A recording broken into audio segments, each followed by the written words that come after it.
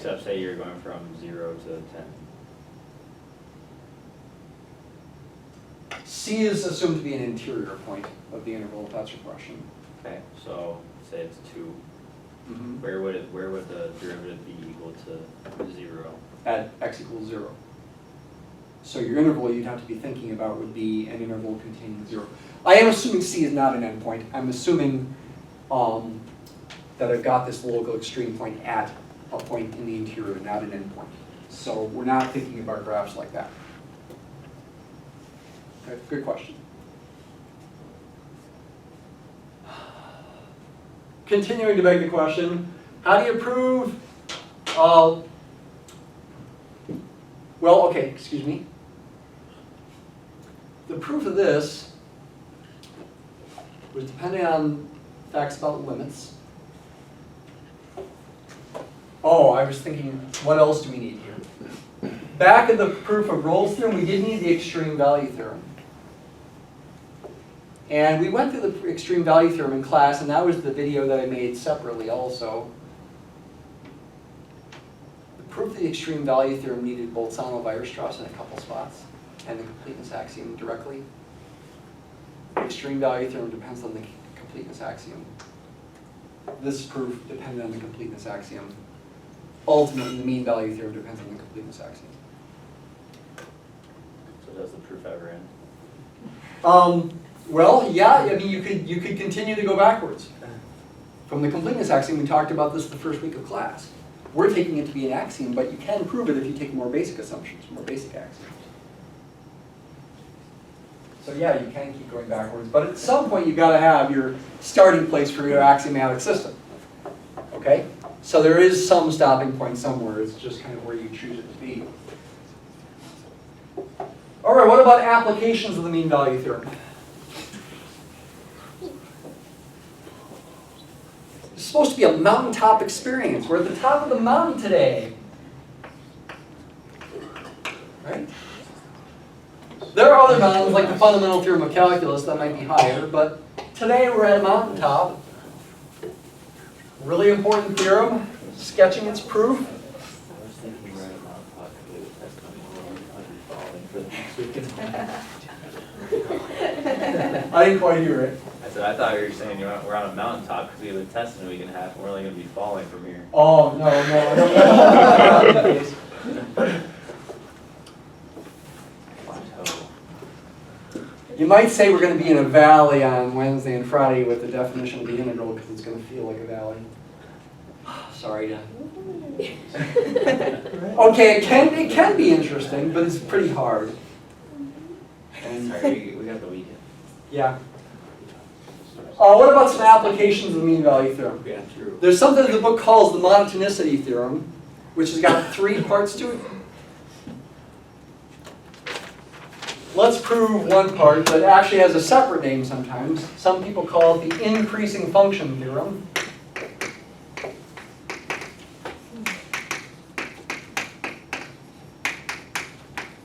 This is part of the, what in the book is called the Monotonicity Theorem.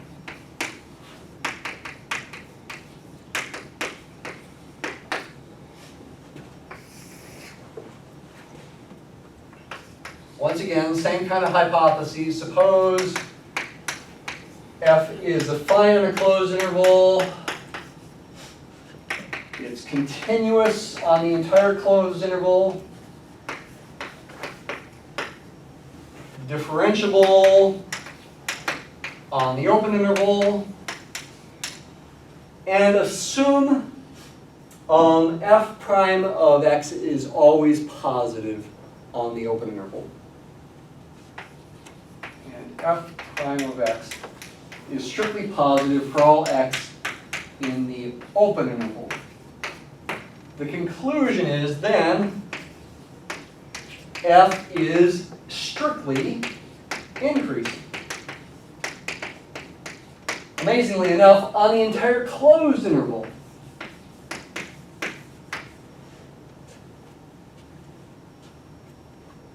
You got a function whose derivative is always positive on the open interval. The slopes of all the tangents are positive.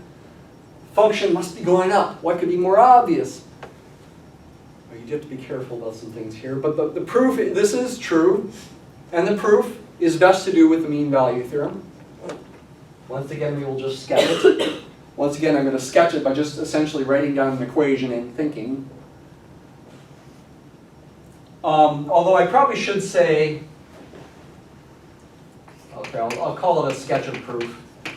I should probably emphasize that to start with, you want to say let x and y be given in the closed interval with one of them less than the other, say x less than y.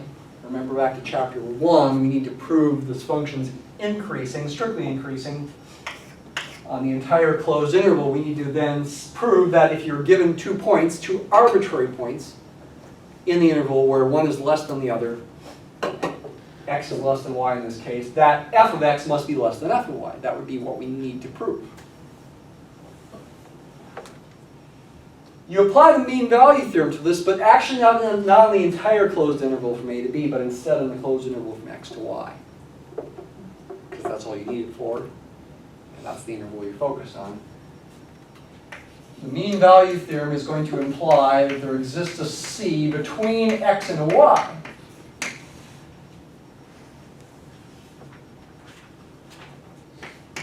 Such that f prime of c is f of y minus f of x divided by y minus x. I'm going to multiply both sides of that equation by y minus x and write it like this. F of y minus f of x equals f prime of c times y minus x. That is another way you can state the conclusion of the mean value theorem in this context. I just took the fraction that I get from the mean value theorem and multiply both sides by y minus x and rearrange. The benefit of having it this way is to focus on this difference. We want to show f is strictly increasing on the interval. X is assumed to be less than y. We need to show f of x is less than f of y, which is equivalent to f of y minus f of x being positive. But hey, that's easy. That's positive by assumption. And this is positive by assumption as well. I'm assuming x is less than y. This is positive, we're done. Proof is that quick. You do need to know what needs to be proved.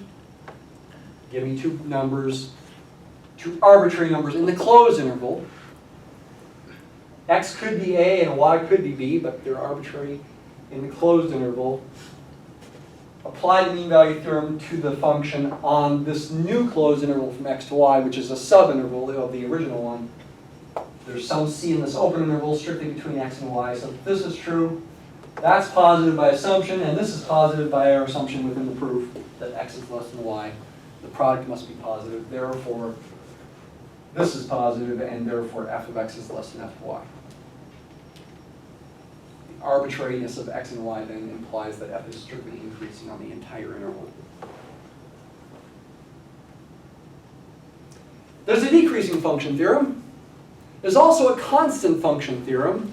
These are all the 3 parts of the monotonicity theorem. The constant function theorem says, actually the decreasing function theorem is not in the monotonicity theorem as stated in the book, but the constant function theorem says if the derivative of a function is always 0, the function must be constant. What could be more obvious than that? But guess what? It takes the mean value theorem to prove it, and the mean value theorem takes all these other things to prove.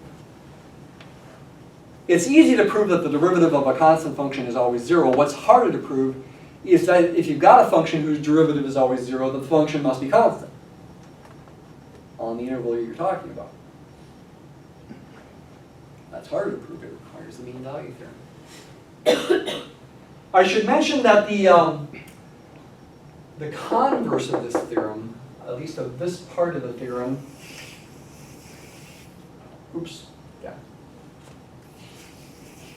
the other hypotheses are in the background, assumed to be true both for this statement and its converse. I should mention the converse of this is not true. If f is continuous on the closed interval, differentiable on the open interval, and if it's strictly increasing on the closed interval, that does not mean the derivative is always positive. Well, it's almost true, it can't be negative. But you should know the example f of x equals x cubed on any interval containing 0 in the interior, like the interval from -3 to 5. That's a function that's strictly increasing over the entire interval, but its derivative is not always positive. The derivative at 0 is 0. F prime of 0 is 0. Not bigger than 0. It might seem like a minor point, but it is worth mentioning. The converse of the statement, while sort of almost true, is technically not true. It's usually probably true, probabilistically true. Okay, you shouldn't get into probability in this kind of class, okay? Technically speaking, the converse of this is not true. Even one example is enough to prove the converse is not true, even though it seems like it should be true. Before I move on to other applications, you should also be aware, and I already mentioned this earlier in the semester, that just because the derivative of a function at a point is positive, doesn't mean the function is strictly increasing on an interval around that point. One of those examples involving infinitely many oscillations we saw was enough to disprove that. F prime of 0 was positive, but the oscillations up and down in the graph that we looked at did continue in arbitrary neighborhoods around 0. I don't think I have it in this notebook, but maybe next class I'll show it to you. You can actually prove inequalities with the mean value theorem. At least with this inequality, as long as you know the derivative of the sine function. And that was an inequality you used to prove the sine function was continuous. Now that would be, we're sort of going around in circles there. In proving this inequality, we're going to use the fact that the sine function is differentiable. And if you knew it was differentiable, you know it was continuous automatically, right? That's a theorem. Differentiability implies continuity. So it would be bad to approach the proof that the sine function is continuous by first proving that inequality with the mean value theorem and then using that inequality to prove continuity. That would be a bad approach, okay?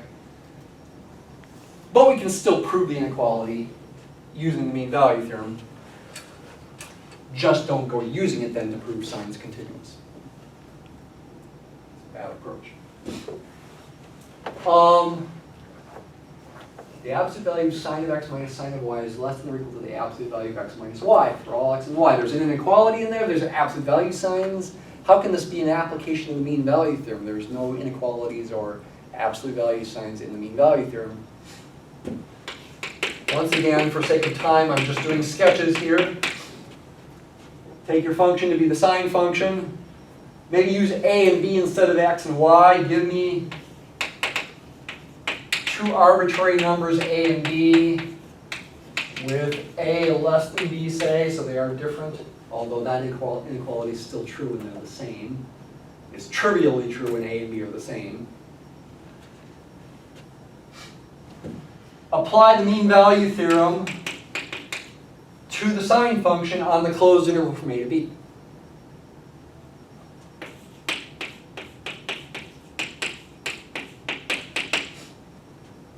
Once again, I'm going to write it in this form with no fractions.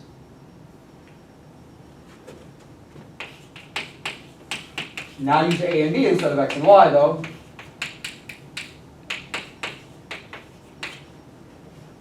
And if we use the fact that we know the derivative of the sine function is the cosine function, the right-hand side here can be simplified to cosine of c times b minus a. If you take the absolute value of f of b minus f of a, that then will equal the absolute value of the cosine of c times the absolute value of b minus a, and guess what? The absolute value of the cosine of c is less than or equal to 1. So if I replace it by 1, I get it less than or equal to sine, and that does it. Are we doing on seeing that? Okay. So once again, it's a sketch. I went fast. What do you need? You need your sine function. That's going to be your f. I picked a and b to distinguish it from the x here. I could have done an x and a y as well. The conclusion of the inequality is trivially true when a equals b, so go ahead and assume a is less than b. Apply the mean value theorem to the function on the closed interval from a to b. There must be some c in the open interval from a to b where this is true. But because f of x is the sine function, f prime of c must be cosine of c. Use the fact that the cosine of c is always between -1 and 1 to say its absolute value is always less than or equal to 1. Therefore, this is less than or equal to that.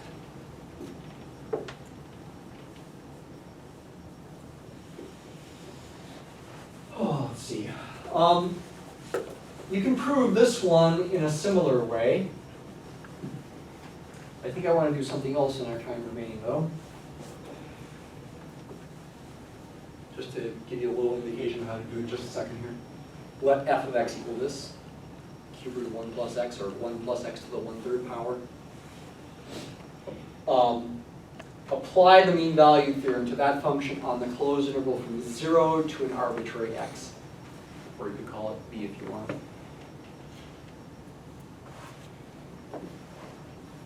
Use the fact that you know how to differentiate this and use a similar kind of equation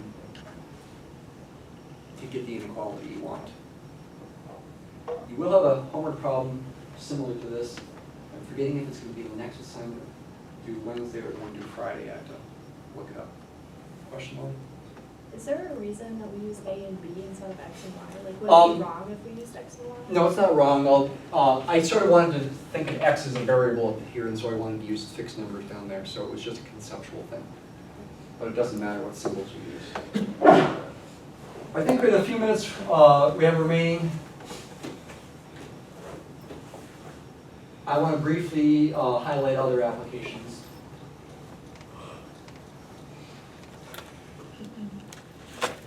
This one's pretty important.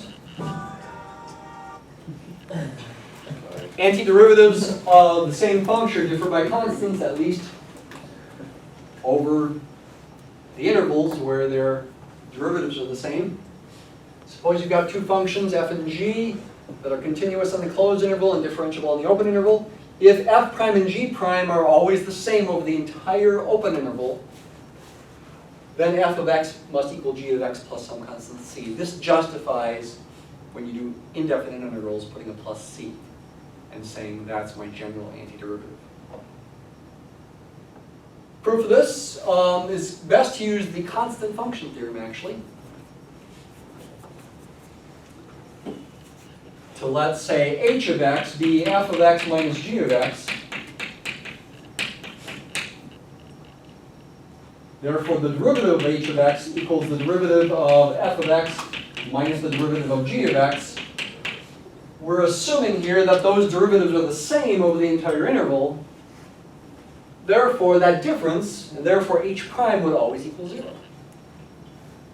Therefore, by the constant function theorem, which is part 3 of the Monotonicity Theorem in the book, would imply h of x is constant, some c equal to some c for all x, which would imply this is true for all x. Other applications include the first derivative test. That is in the book. I'll let you look that up and remind yourself that you have used the first derivative test in Calc 1 before. Another application includes a differential equation application. Show that that function is the general solution of this differential equation, where a is any constant there. B does need to match the b there. This is a differential equation, y prime equals b times y. I'm looking for a function whose derivative is always b times itself. Y is the function here. Certainly functions like this are solutions, but how do you know they're the only solutions? that any solution must be of this form. That's the harder thing to prove. It ultimately depends on the mean value theorem, and actually you can use the constant function theorem to prove it, but I'm not going to go into how. You can verify things about other differential equations, it looks like here, is what I wrote. This is a general solution of a second order differential equation there. The fundamental theorem in calculus can be proved with the mean value theorem in part.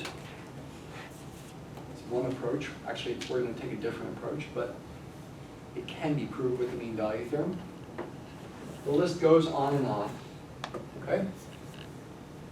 So I know I went fast today. I tried to cover as much as I could to be as complete as I could in one class period. So yeah, you may want to watch it again. Okay? All right, have a good day.